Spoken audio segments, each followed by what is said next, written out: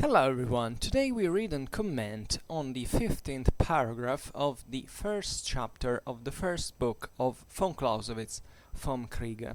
The title being Here, Therefore, the Principle of Polarity is Brought into Requisition. Here we go.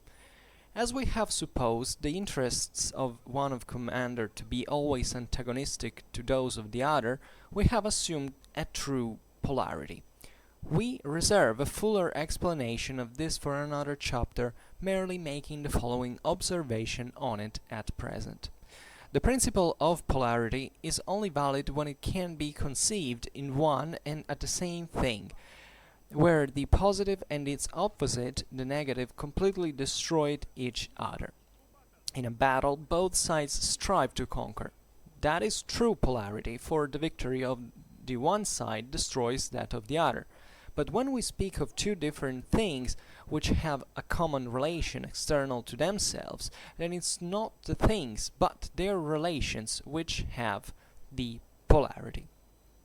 So this is a very short paragraph, but nevertheless it represents a cornerstone in von Clausewitz's thought, and it also opens to all a series of considerations that we can make perhaps at the end of the video, and it's very, I would say, simple. It's a very simple paragraph, yet it requires kind of a little effort for the reader, for the student, because in its simplicity it can be, confusing if you have a different system of reference when looking at reality, fundamentally. Not that it's confusing as a paragraph at all. Actually, it's brutally simple, and that's what can make people confusing. We will see now. So, actually later. For now, let's just comment the text. So we have fundamentally also in here von Clausewitz is talking about, is referring to the he's drawing conclusions relatively to the paragraphs that we have read before, and he is stating that we have supposed that the interests of one commander, here he calls it commander, definitely here we're talking still about the original strife, the duel.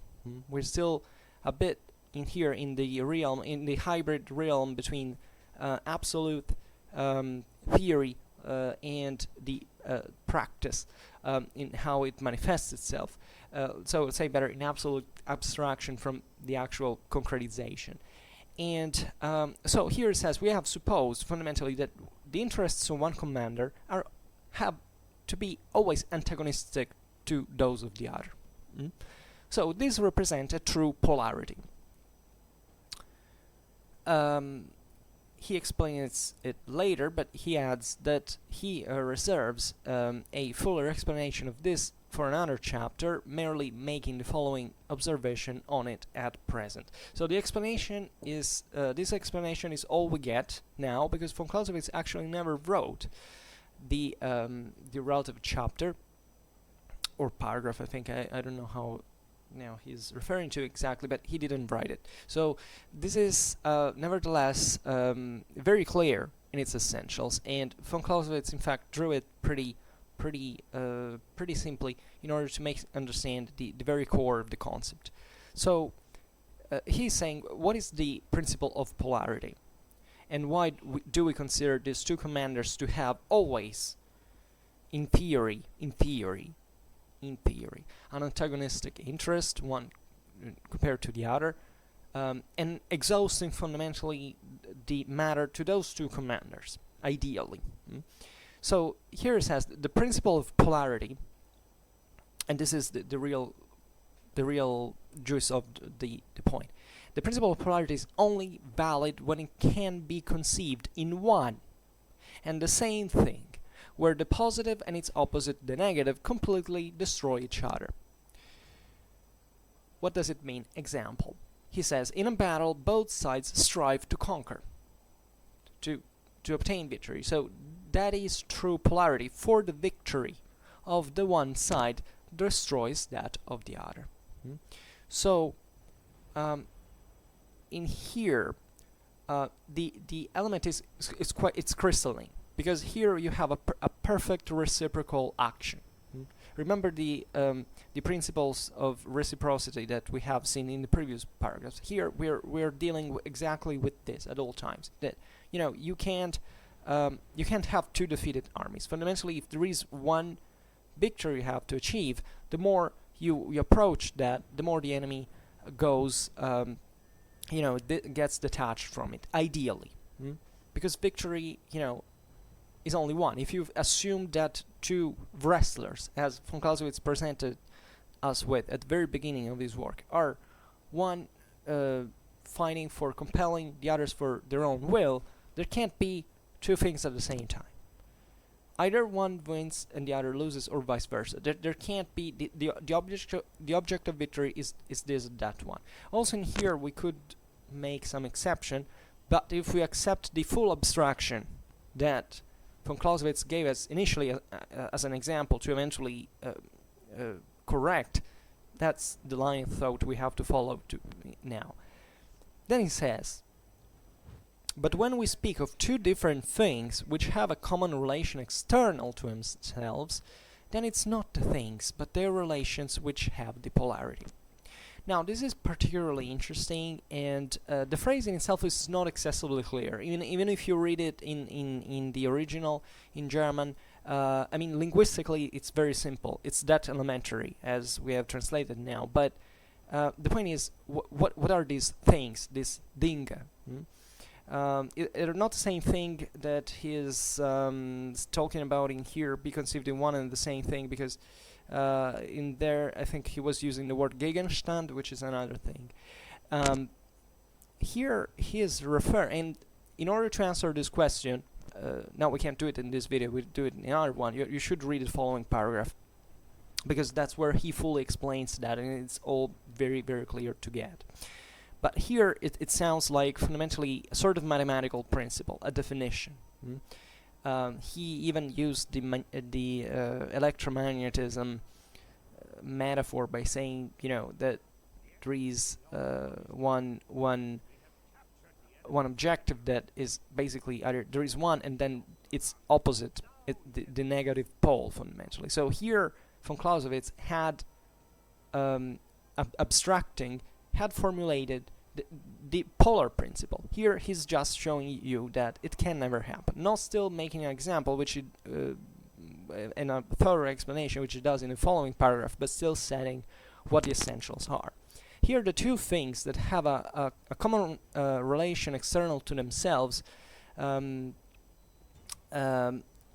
be imagined as, in fact, two fighters that have all a single aim. But the problem is that they have a connection, an external connection, that with the surrounding environment, let's say.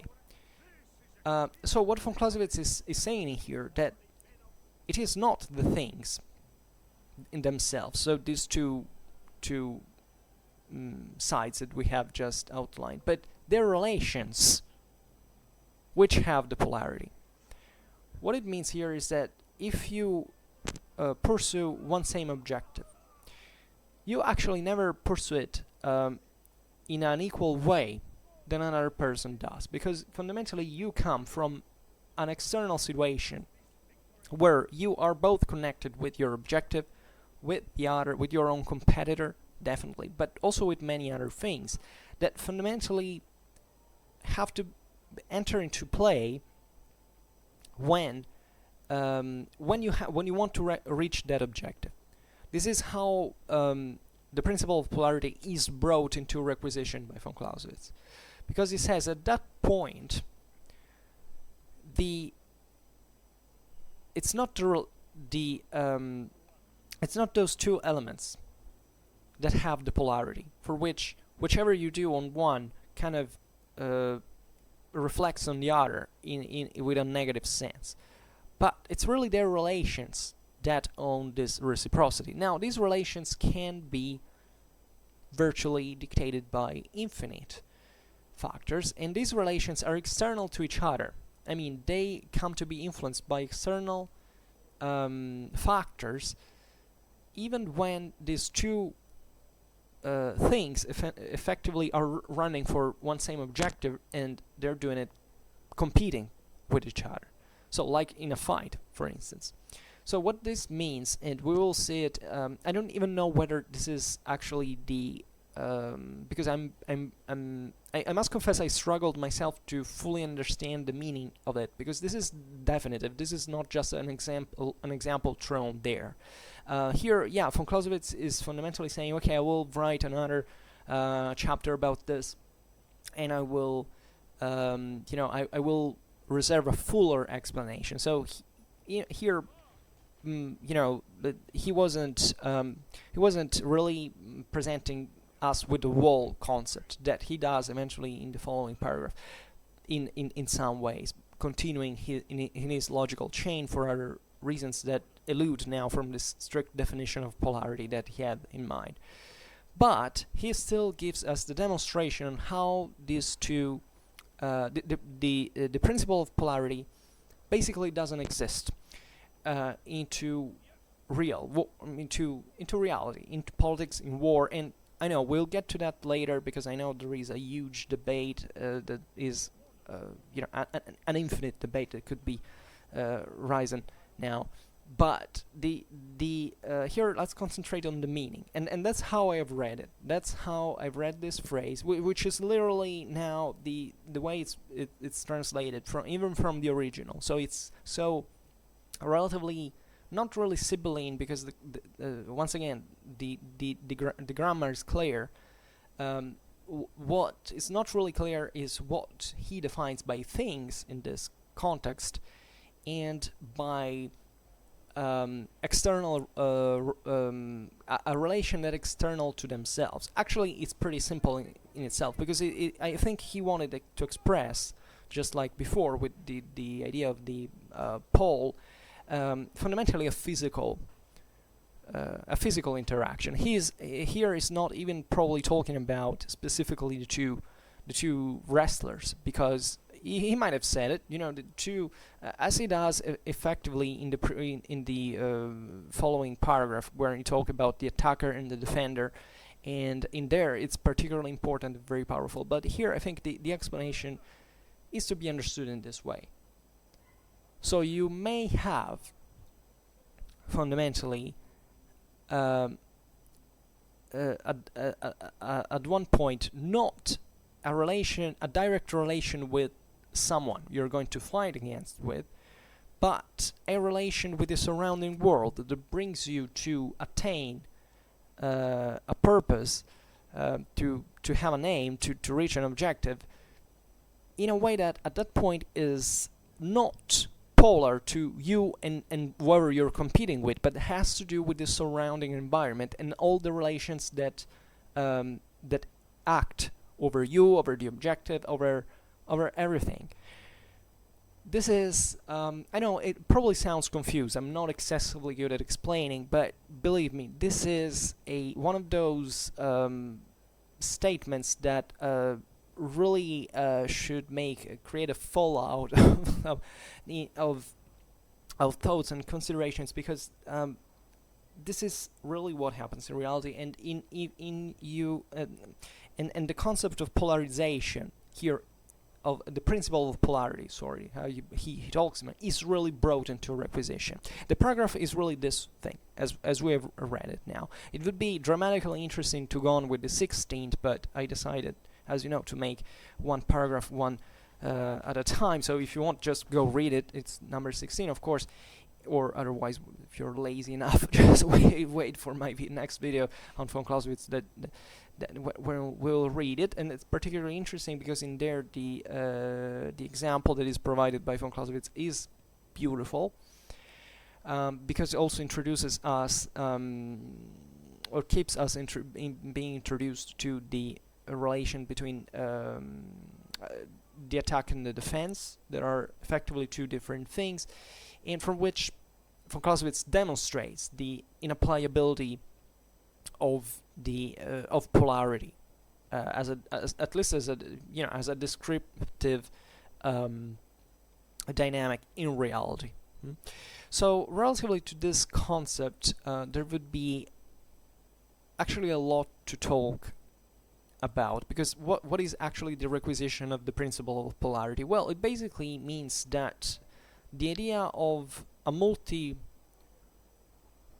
polar, multifocal world in terms of international politics, of great powers, etc., is a concept that definitely is being used and definitely misused I would say, in recent time. I can't even tell, honestly, since when, because this is one of those concepts that I think go hand to hand with terms like geopolitics, like with this idea that fundamentally, and that is also very related to the concept of Schwerpunkt and the interpretations that have been given of it in the Clausewitzian theory. You know that Schwerpunkt is actually untranslatable as a term.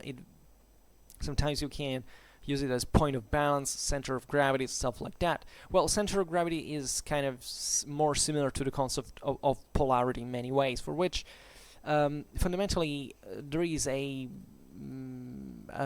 understanding of international relations that starts from the idea that there is a center of power of some sort that, in this case, is not a Schwerpunkt. There is a pole, let's say, a pole. Just imagine like the globe with all various poles that are fundamentally either, centers of power, centers of balance. In this, the certain conceptions of Schwerpunkt that are erroneous actually kicked in, because the Schwerpunkt is being often misconceived as a physical place. I mean, something that, strategically speaking, on the map you can identify as an area of particular concentration of power or resources that effectively have to strike. This was a thing, several people and thinkers kind of understood it and explained it in this way, especially I think in the US mostly, but this is something that went actually worldwide, chiefly during not World War II, but during the Cold War.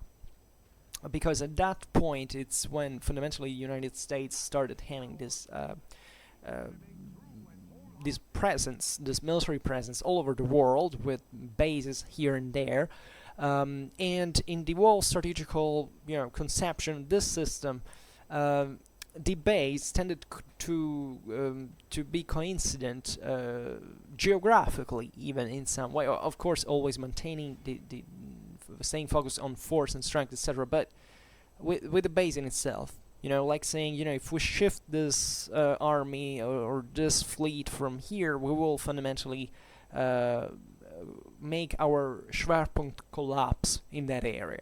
I'm making it brutally simplified, because obviously I think there is much more to it. And this has never, I think, been wholly misunderstood. I mean, whoever has studied Clausewitzian theory is, for good, is not so ingenuous so naive to believe actually that this is what von Clausewitz meant, because the concept of Schwerpunkt will arrive to it.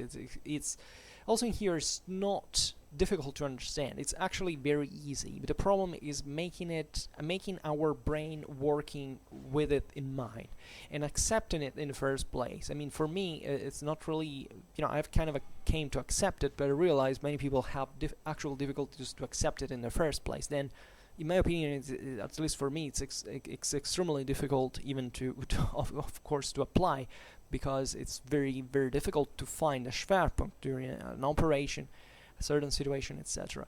But the concept of polarity has prepotently taken over also in here, especially in the last decades, in a way or in another, because we have started talking about the repolarization of the world in some ways. It's like, when the Soviet Union collapsed, there was this idea that fundamentally the world would have grown as a kind of a static, or however, a monopolar world, by the way. Thinking obviously about the West, the United States, in the first line to be the major pole, right? Instead, in the very last decades, with the events of, the development of countries like China, also the revival of Russian expansion, they have presented the analysts with this new idea that there were other poles re-emerging. Because the major dichotomy was the bipolar world back in the Cold War with the NATO and then the Warsaw Pact. From these two sides, that is obviously, as any person who is historically acquainted with that phase of history, also a gross mistake, a gross misunderstanding of what that thing really was. Because it is true that there were two things called two blocks, but aside from the fact that there were effectively non-aligned states, but still the same blocks were kind of they had very serious problems. Definitely, it's not that Soviet or Chinese relations have been ever particularly good, nor that there were communist countries that were sometimes even leaning more towards the West. Just thinking about Yugoslavia, or that also in there the concept of blocks, poles, was kind of inapplicable, even if of course these two blocks had even two different philosophies, for free capitalism and communism, but this changed wildly. It was very fluid. It is what brought, in fact, many changes during the same Cold War that is definitely kept evolving. And even if we can use this didactic, if you want, approximations for defining a divided world, two macro areas that fundamentally work together. But even talking about macro areas, what is an area? It doesn't mean anything. These are all approximate concepts. But another very important thing, so the concept of polarity in there is kind of even difficultly applicable, because even if you want, from the fact that in magnetism the idea of a multipolar thing is even kind of wrong, but the idea that even the pole in itself, what is a pole? Should find a perfect center of power. What is that exactly? If you take, is it a point? Is it a surface? It's obviously not. It's obviously human beings doing lots of things and doing things that cannot even be remotely, approximated to something like a pole. So there you find things like the center of gravity that brings in an idea that, it sounds so Clausewitzian in many ways, but it's, it's where more or less you have the army, the resources, right? Is it? No, it's not even that. Because look at today now. What is, where's the center of gravity? Where's the internet? Where's the internet? The internet can effectively destroy a country's economy today. Where's the internet physically? And what is the internet, physically speaking? Because that's also a great question. And this doesn't in any way contradict anything of Clausewitzian theory, but on the contrary, it reinforces in an extremely powerful way. This is about the relations, the external relations that exist, that are not, in fact, the polar. They do not emanate from a pole, but they are polarized in themselves in a way that, however, you can't grasp, because there are so many, they're so complex, they can't even be reduced to a mathematical function ever conceivable, that it doesn't make sense virtually to even talk about things like polarity.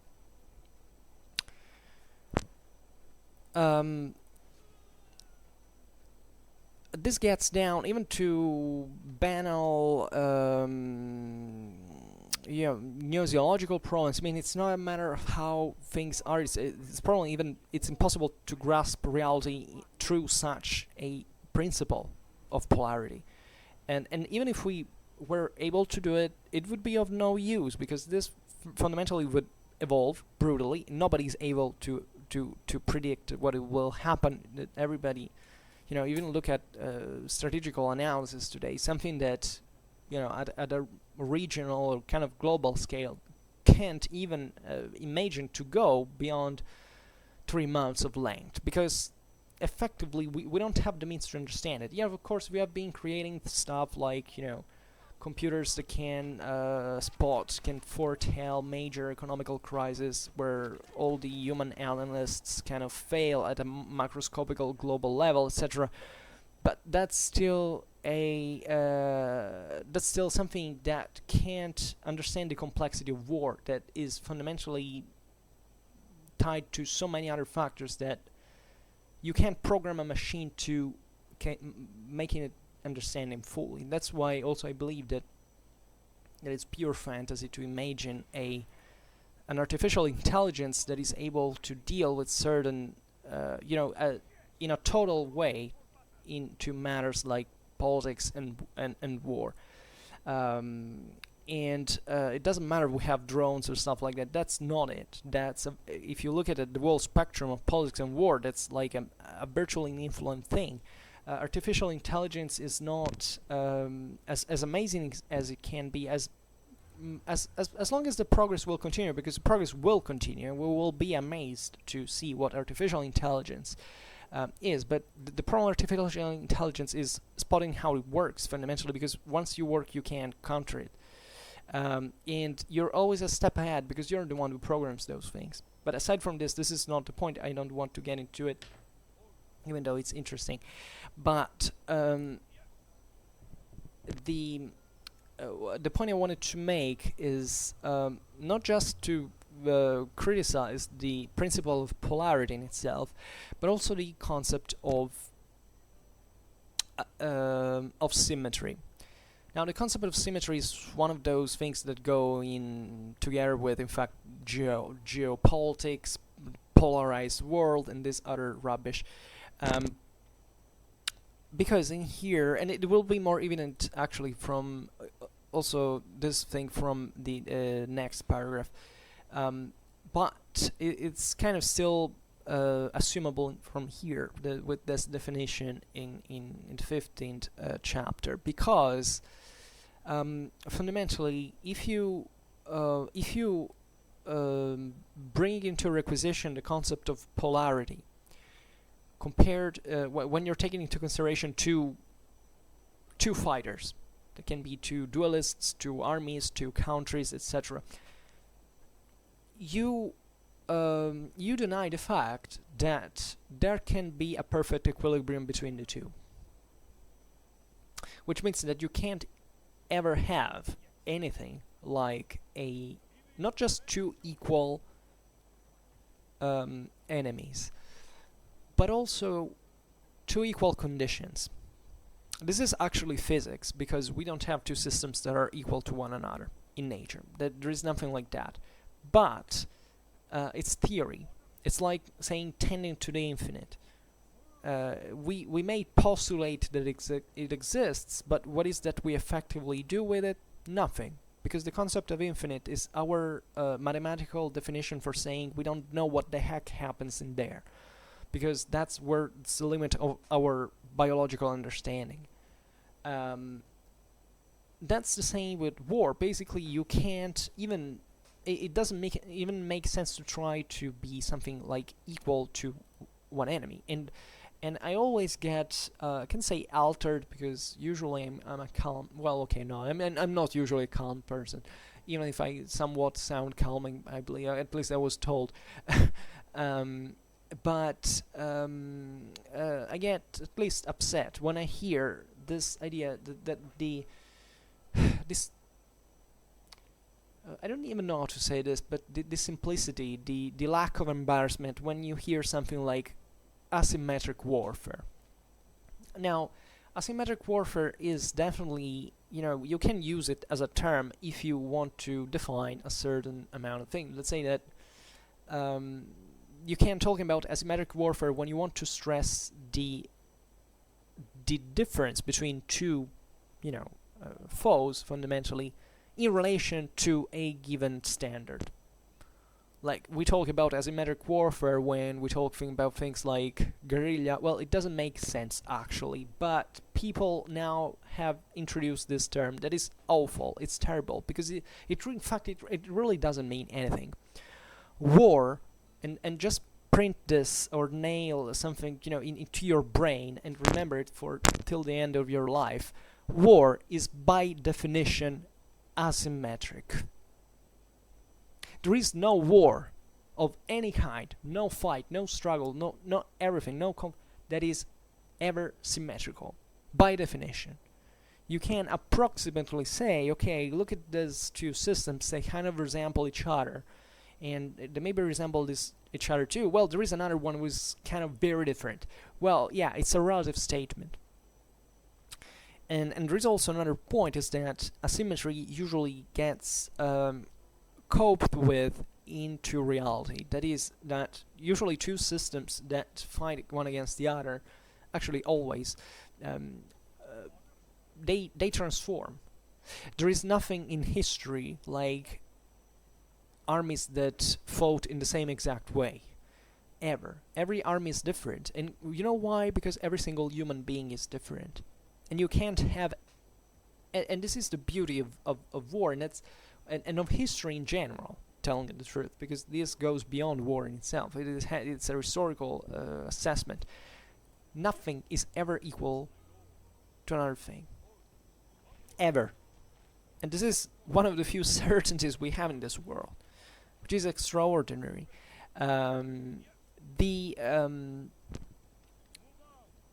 This concept is also particularly important when you hear those people who say, history is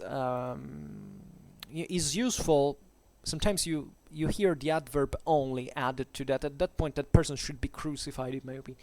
And that history is all important. Is important because it teaches you not to make the same mistake of the past. Which is usually translated like, I can't call this guy whatever I call, wherever I can see the worst thing I can see in history, so that it makes me feel morally, satisfied.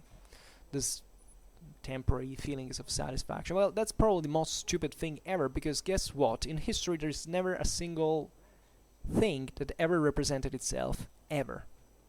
So, okay, by approximation also in here we can say, okay, well, there are kind of similar things though, that, yeah, there are kind of similar dynamics, yeah, okay. But if from historical analysis you take away the study of the unpredictable, you're just doing paste and copy stuff in the past that obviously cannot match with what you have now, what you will have in the future, wherever you're interested to look history from. So the same here is in war, meaning that von Clausewitz here is shifting the attention of the reader from a kind of laboratory-like, kind of ascetic, pseudo-scientifical approach of history, for telling you, look, that it doesn't matter, what kind of army you are, what kind of weapons you have, what kind of stuff, it doesn't matter, because everything is gonna change dependingly on where you're deployed, for instance, or how you're deployed, what kind of commander you have, or what the most unimaginable thing in the world can intervene on you. This is a very important step conceptually speaking, because it makes you understand that there can't be no scientific approach to things like war. You can't create a system that will make you fight for victory that you just set in that mode, and you're done. It finds the formula, the right formula, the right solution for you. It doesn't happen. War is an art. There is an art of war. There is not a science of war. This is how von Clausewitz actually opens with the Vom Krige itself. Excuse me, I drink a little bit.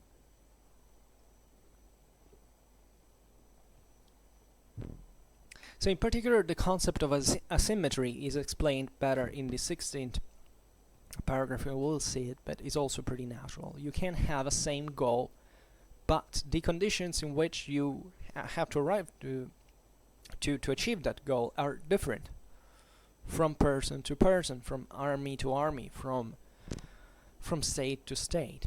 And this is always asymmetric. Then I don't really know how much we can go on with this today. It's even a miracle that I made it to make a video, but in general we can say that this paragraph is probably one of the most important ever, and reading it in couple with the, together with the 16th, the 17th, and also the 18th, but generally speaking, the whole Vom Krige is fundamental. So never.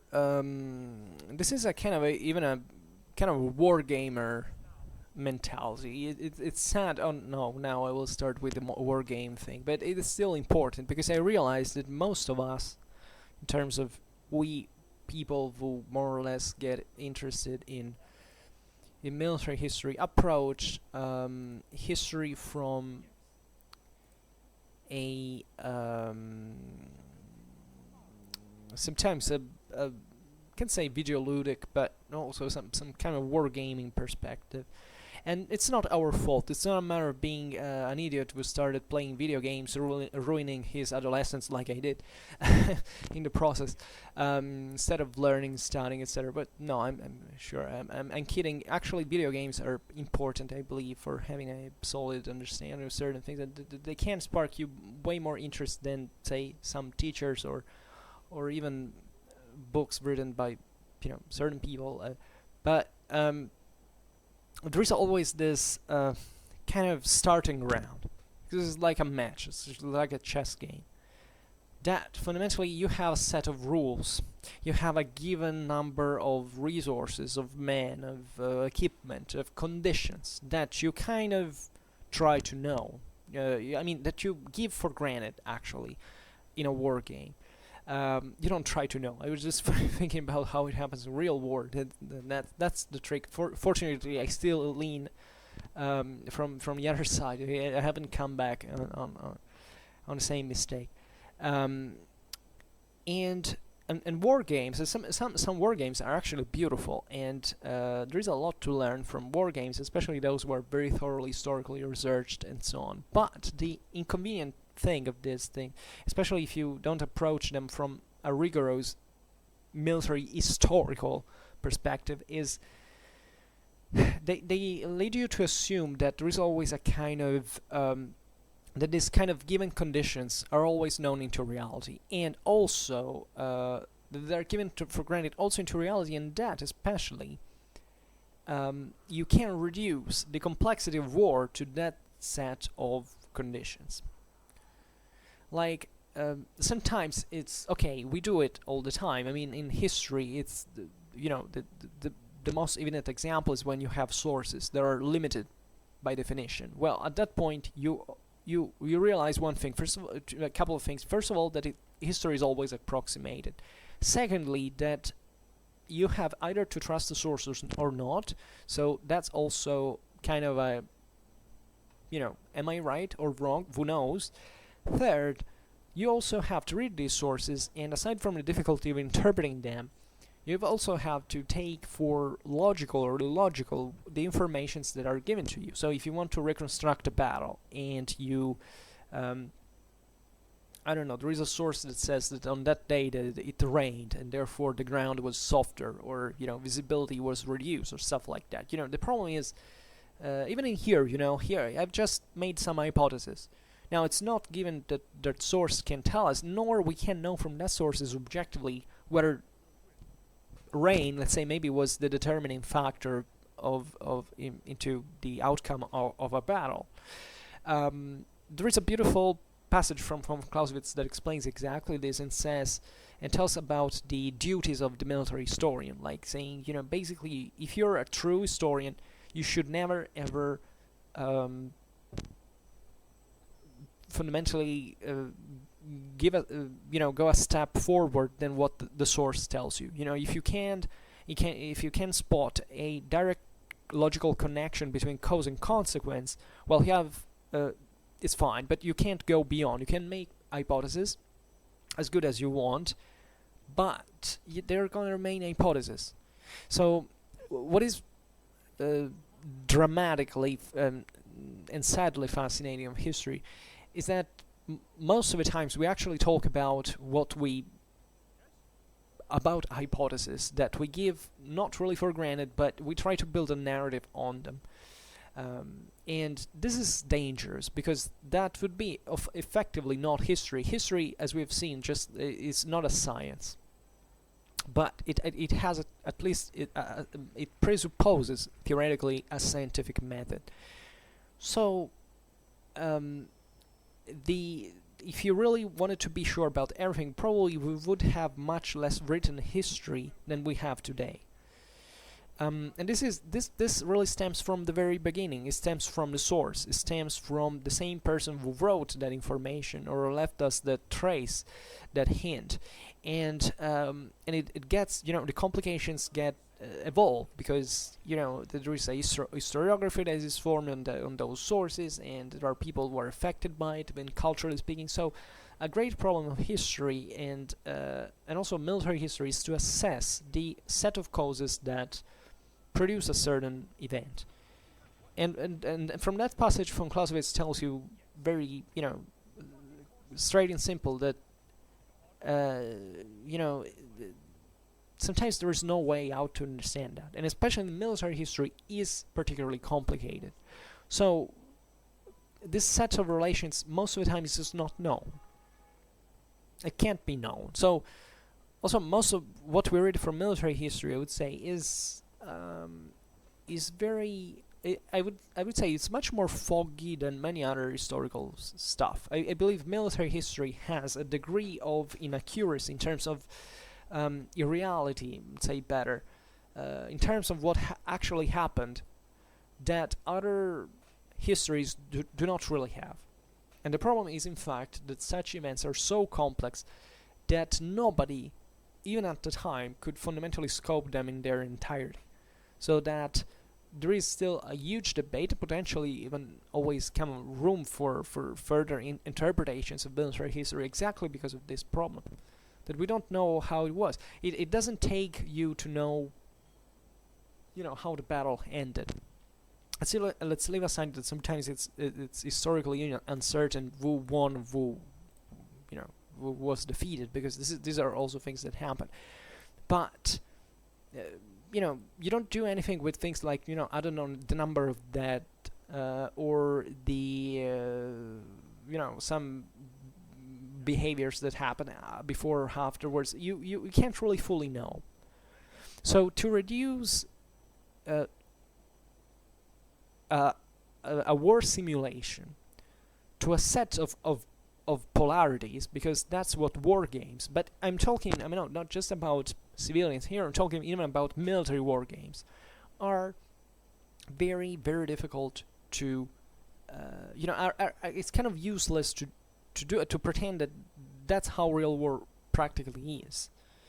And don't believe that the military has so less problems than civilians because they're in the military, they know it all, they know how war is, because these are things that require a lifetime of studies. Rather than just commanding from the field, it's necessary to learn the art of warfare, because otherwise it's extremely rare to have a good commander that has never been in the military, that has just intellectualistically learned things and now allegedly knows how to use an army on the field. But what we try to do in military history is to look at the system in its entire complexity, and it's something extremely difficult. It takes an enormous amount of resources, and most of what we can actually talk about, especially now like I'm doing on YouTube, is a very approximate, concise amount of considerations that are obviously approximate, are obviously imprecise, are obviously unreliable in some way.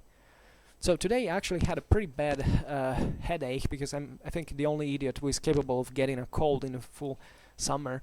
Well, it's 30 grades Celsius outside. Um, and therefore I wanted to talk to you about exactly this. I mean, what's the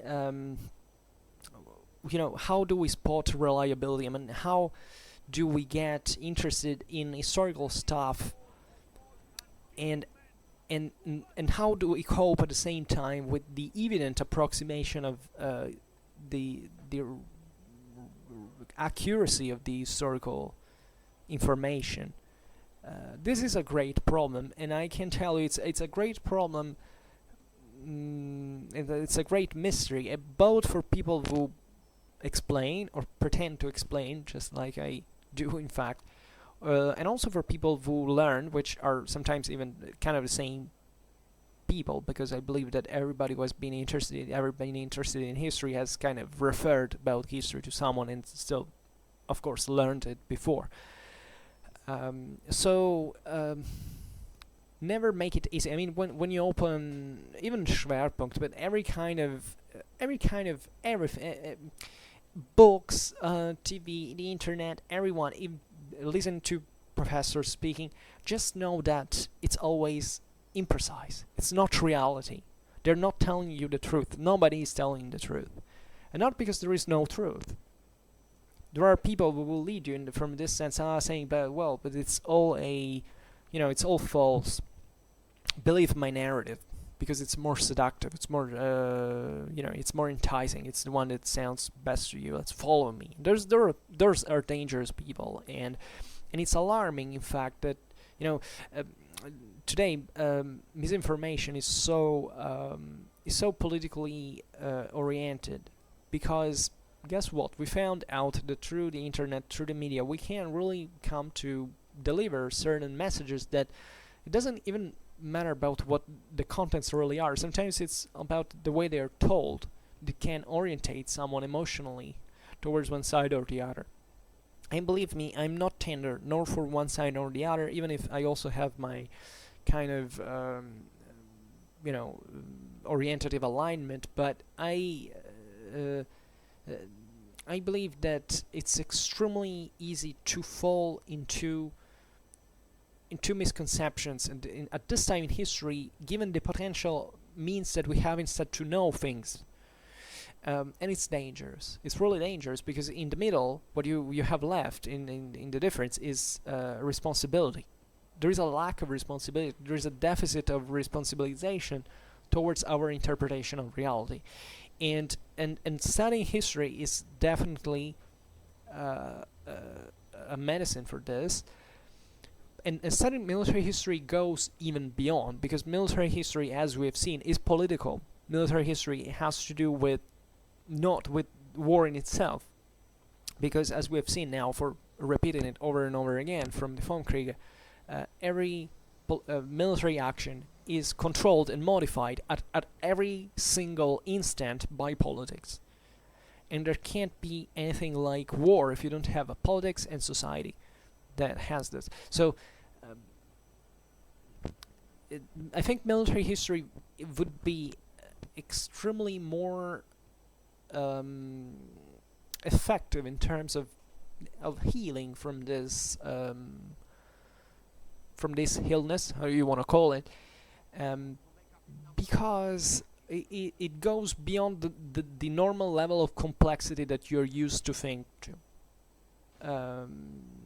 And it makes you learn things that you couldn't even imagine you would learn at one point in your life. At least this has been my experience, and I know by fact actually that other people who kind of did similar things I did, that are even way more ahead than me in this field, state the same thing. I mean, they also had this experience all the time. So it's particularly useful, and I was thinking about making a video today about this, because it's way more it's a way more subtle concept that you imagine, because we all have the illusion to know things, and that's the real problem. Also with information, the problem is not really when you're given a wrong information. The problem is what you're not given information at all, because if you don't have an information, you can't even know that there is one. and you can't expect what it is. And that's why it's so imperative to keep learning constantly, because we will never learn as much as we need. But the more we do, the better we will live. So this is because we will acquire a greater ability in solving problems. History is indeed useful for solving problems, not just for you saying for avoiding the problems. Not making the past repeating itself. The past never repeats itself. That's the real problem. Because if the past repeated itself, well, okay, we would know what to do at this point, right? We would have formula systems. Guess what? We don't, and not because we are ignorant in historical terms, but because simply that doesn't work. Because otherwise we would have already figured it out. Naturally, there are certain sociological studies, think about economy, they kind of study things in this perspective. But guess what? Turns out no system is perfect. That when you try to reduce things to a pole, in fact, to a simple dichotomy, well, things do not work, because they're always way more complex than that. And the more you try to explore that overlooked side, the more you realize there's way more than you thought that was not foreseen. And that's the only way. It's acknowledging your limits that you can figure out to how to expand them within the same boundaries that you were given to think that you had already explored. Because we definitely have limits, and they're also pretty narrow in many ways. But still, what we can do in the within is shamefully unexploited. So, and I was reflecting about this because I often look sometimes at, when I make a video, at the whether someone made something similar out there, at least on YouTube, to search whether my titles come first or not. Well, there is a kind of random formula. It's not really that simple, but I get curious about this, because naturally I invest a lot of time and resources to make these videos, and therefore I kind of have an economical interest in this sense, like saying, am I doing something right? My initial thought was, okay, let's talk about things that still nobody kind of talks much about, where you can't find, and by reasoning like this, I realized that, taking YouTube as an example, I think it's incredible how stereotyped the amount of videos that is out there is. I mean, how obviously there is definitely also in here an economical kind of market-like targeting, for which, of course, certain videos are done even with silly titles or weird pictures. They're clickbaits, fundamentally. Clickbaiters, but they also, when it comes to the contents, I don't realize this set of this depth of thinking that is actually pretty simple if even if you're decently acquainted to history at a certain level. I mean, I'm not saying you have to be a university professor, but even if you received kind of a good instruction at the end of your high school, you should be able to figure out that things are way more complex than what people tell you. Well, so I believe that it's alarming how this gap is still not filled, how nobody has expanded into it. That's seriously troubling, and I don't know, this in turn could lead to many other considerations, but there is another step, which is the grade 1.0 is like coming on a platform like this and start shouting your own opinions without even knowing what you're talking about, which is something we go all very much closer than we usually expect, because we'll think of ourselves like kind of heroes of good people, do great things, etc. But we're just pretty most of the times, at least, we're pretty mediocre. Then there is another stage. There's a kind of middle ground where you're still expanding a bit your horizons. You're still saying, "Wow, there is so much to learn," right? So it's too much. So you get fundamentally struck by the impossibility of achieving certain thing like a decent knowledge in most of the fields of of interest that you may even have. So now even obviously the old knowledge that exists, but even in history, there are people who spend an entire lifetime dedicated maybe to one topic that I can condensate in 2 hours of video, that people say, oh well, but it's so boring because it's so long. Well, okay, but maybe there is more to say, right? And that's why I make 2 hours long videos, because maybe there is someone who studies way more than 2 hours in his life to get to learn these things, and I am just the last of the line of the row arriving here and starts telling about that for just 2 hours. So from my perspective, it's perfectly normal. For most YouTube watchers, it's definitely not. But not because it's boring to say 2 hours listening to me, but it's rare because I believe some of them do not grasp how much there is to know about certain topics. And at this point, there is something dangerous that usually happens anyway, is when most of the people who acknowledge this fundamentally amount of infinite knowledge, of course some of them are simply attracted by it, fortunately, and they dive into that to go learn new things. But there is a kind of a stage when there is a lot of relativism kicking in at the same time, because the idea is that this stage usually arrives when you have surpassed also your preconceived notions that you had maybe sedimented over time from your childhood. You had kind of created these patterns through which you interpreted the world, and you just applied them without asking whether they were correct or not. Then at a certain point things start crumble. This happens with people who start getting acquainted with scientific works. It happens frequently in the first years of university. If the university is good enough, it doesn't happen very often actually, but because it's difficult even to get people to at that stage. But the point is, in this sense, is okay. Well, I had to collapse all my beliefs, all my ideas, and you start trying to be kind of flexible. You start saying, okay, yeah, this might be true, but on the other side, on the other hand, then after some time, actually, can take years, and this is I personally remain impressed by this when I think I experienced it. I spent some years after having doubted of so many things, and then I looked back at them with a bit more knowledge than I had before, and said, you know what, and maybe some things that I knew before the first stage weren't that bad, but now I can understand why they weren't, because in that first stage I just gave them for granted, so I made no effort to understand them. Maybe I didn't even actually understand them even if I claimed myself to be from that belief of that particular side, but I didn't fully understood it.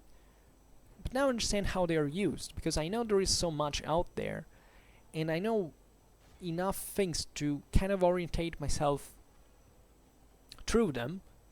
There is still an immense quantity of things that I have to know, because actually on this path, the more you go on, the more you acknowledge that how much there is that you can't ever know, even dream to know in your entire life. But you at least are able to assess this, and this assessment is fundamental to actually reduce relativism, because at that point you don't need relativism anymore.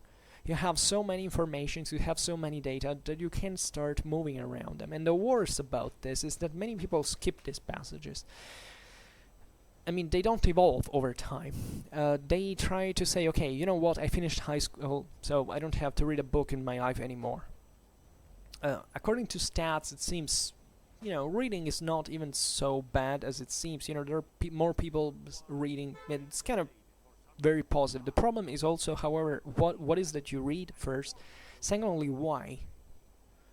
Because I personally read, and how, especially I've met people who have read all their lives and still, I think, didn't progress much.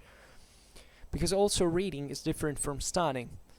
and also studying is different from learning, and it's very complex actually, and you can't achieve anything if you stop. It's like when you have to have your work done. It's not that there are many ways out of that. There is a kind of a physical effort that you have to do it to get through it. It's tiring, it's annoying. I'm not the kind of person who says, I could leave with a book in my hand 24 hours over 24, because I find personally reading, studying, and learning extremely tiring. Because it is tiring, it consumes energies, it's something that takes a lot of commitment.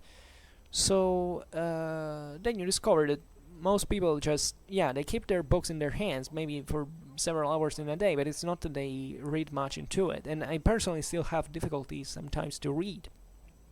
It may seem strange to you, but I sometimes I read and say, oh my god, I'm so tired, I'm so lazy, I can't read the same fixed with my mind on this and fully understanding every single thing I read.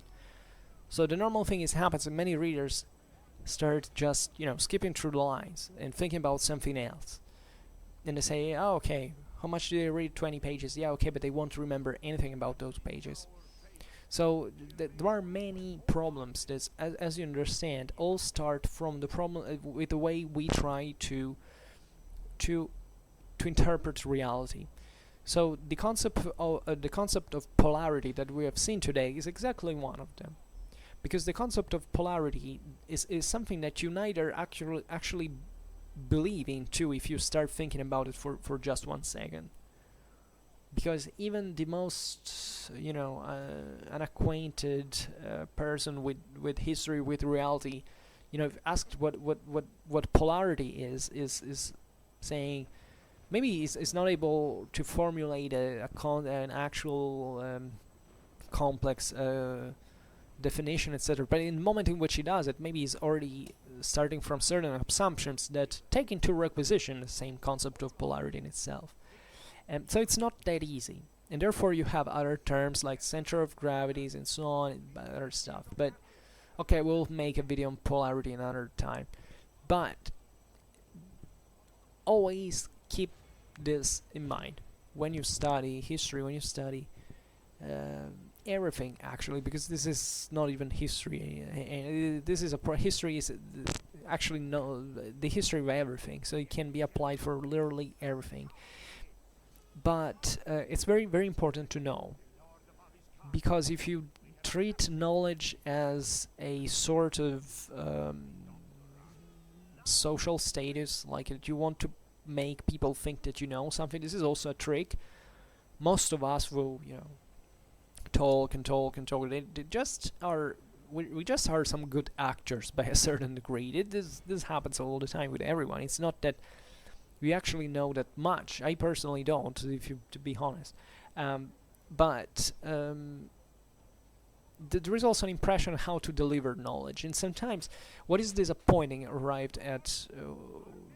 I think the third one of those stages I told to you about is that you start believing. I mean, you start having the intellectual means to process an information and evaluating whether it's reliable or not.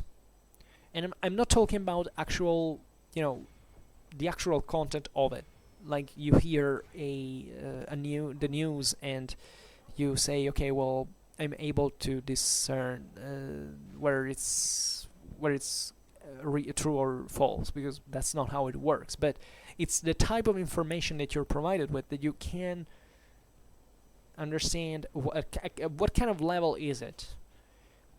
And sometimes you remain disappointed, because especially during the second stage you try to follow figures like teachers or people who have a particular authority in some field, and you say, who knows how much this person actually knows. Then you spend some years maybe learning from that same person, then you start understanding what the tricks are, where that person got his information from, and you can't even know what that person knows or doesn't know on an indirect base that you can't even ever be completely sure of. But given kind of the lack of something you can't predict also, given the the existence of a certain thought, you can predict whether that person knows about something or not. And this is also what trains your brain to cope with that knowledge, because you also learn, very importantly, and this is particularly important today, to know how people think. Because if you know how people think, you have a big edge naturally, but you also know how you tend to think, what your limits can be, what you can do, what the others can't. So there are some kind of great geniuses were able to kind of go straight their own way without looking at other people. It's kind of also difficult to do, but that also depends on your personality, whether you believe in yourself, what kind of degree of determination you have. Even aggressiveness seemingly is something that is positive for intellectualism, because it doesn't make you waver in your beliefs, which is not always good, because actually some of the greatest jerks I know are people who are, in this sense, so full of them, convinced of their beliefs that they just aggress, but that those are still stopping at the first stage. This other type is like kind of a third stage, and is someone who actually listens, who is very able to listen more than anything else, and then processing the information, and then every once in a while saying something meaningful. So the more you speak and the less meaningful things you say. So I'm a very good proof of that, I believe. As I talk too much, to say too little, perhaps. Something too little meaningful, at least. Okay, there will be a lot to tell, but okay. Today I made it to at least address a couple of concepts that I care to share with you, at least, because I think they can be useful, if anything, or at least it's useful to think about them, to be also aware that, people are aware. Because another great problem in this is that you never know actually what's in other people's mind. Instead, I think that intellectual honesty is useful exactly for this, that you help people also deal better with each other. Like, what is that you effectively know that you don't? How is that you work? How is it that you learn? Unfortunately, the world of intellectualism, I must say, I never bought into intellectualism. I don't know whether I'm intellectual or not personally, but I've always despised that, because sometimes I believe that it's like a show. Like, believe me, certain universities, certain environments, etc., are just shows, are showing off. Most of the people, I believe, who go on in those fields, are make it in those fields, are people just who can sell themselves better. It's not that they are actually very intelligent or very capable. So never trust even someone who says, I'm a PhD, so I know everything. No, it's not like it works like that. I can say that because I'm doing those things, so I can tell you quite easily that nobody's a super genius that knows. It's statistically very, very, very unlikely, and especially usually those people do not come to make this paths, and even though it's full of a lot of mentally disturbed people in this field to tell it all, but for the worse, not because they're particularly intelligent. That the boundary between foolishness and genius is very, very thin.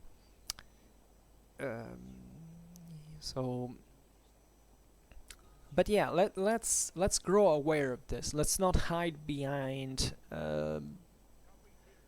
fake interpretations of reality of what, because at the end of the day, I believe that even concepts like geopolitics, like symmetry, like polarity, now that we're coming back to this, fundamentally they are, I think, journalistic terms. Excuse me.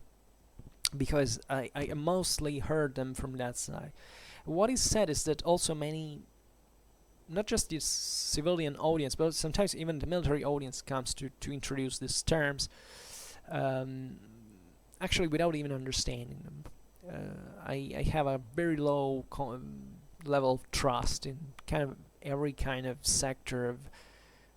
I believe every environment has a very few good people that work well, and kind of are pretty reluctant to this kind of interpretative patterns being applied in, to uh, but that's the point. I think that these terms are used just to say, okay, I am using this word. Look, people, look, I'm using this word. I'm so able. I'm so smart. I'm so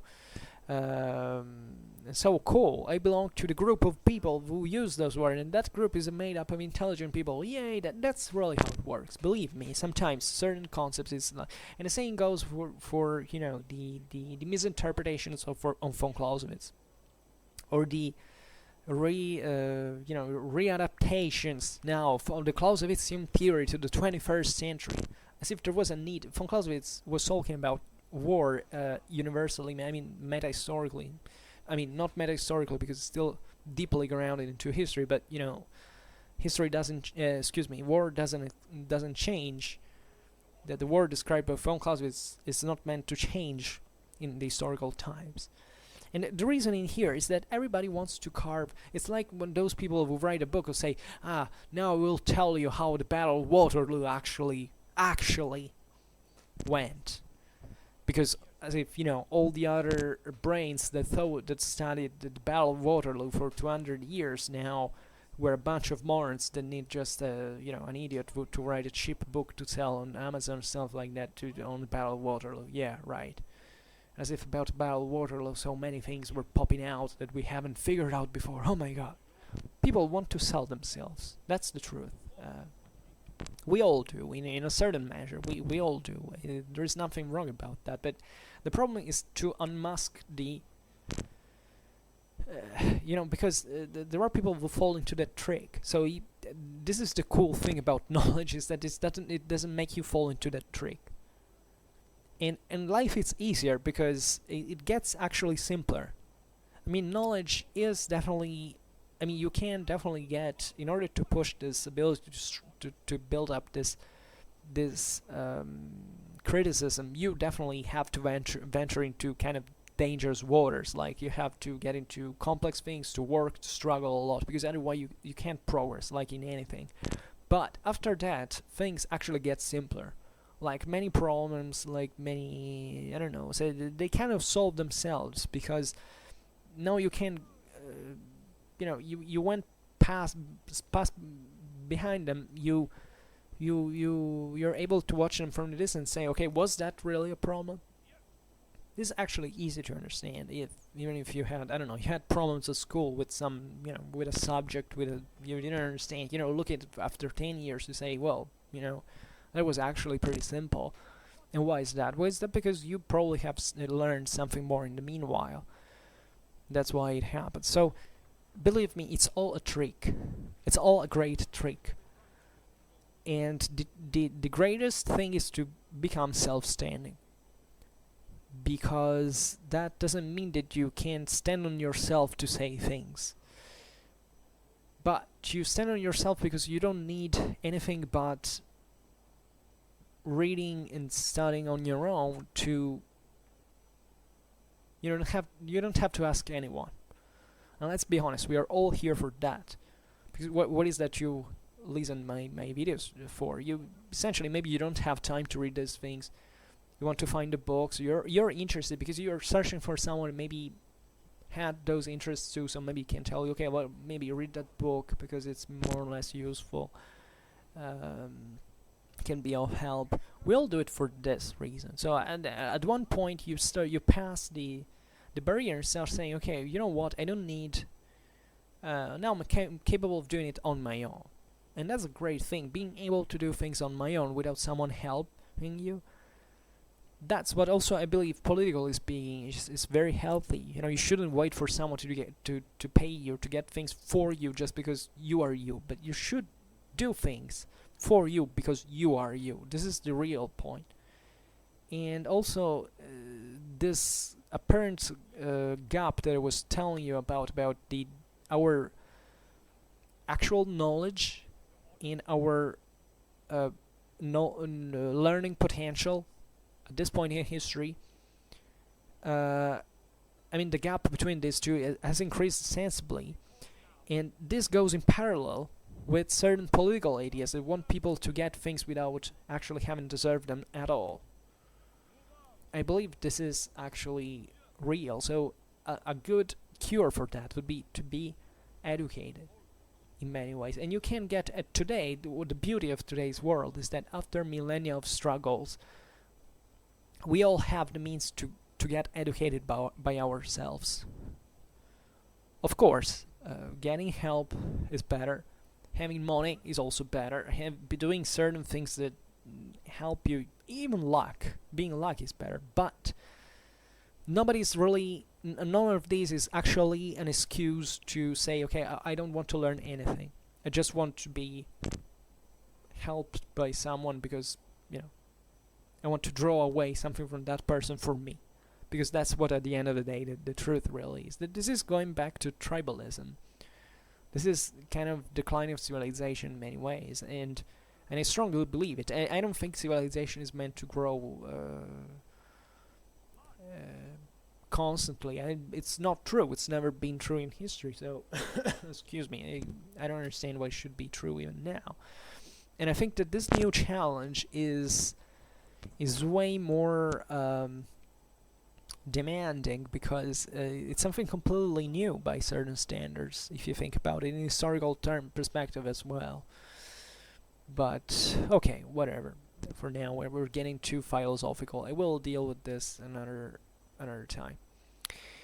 So for now, I just hope, as always, that you enjoyed this video. If you did, please share it. Otherwise, leave a like or subscribe to my channel if you're interested in my upcoming contents. And for now, I thank you heartily for listening to me, as always as well. I wish you a nice time and see you next time. Bye.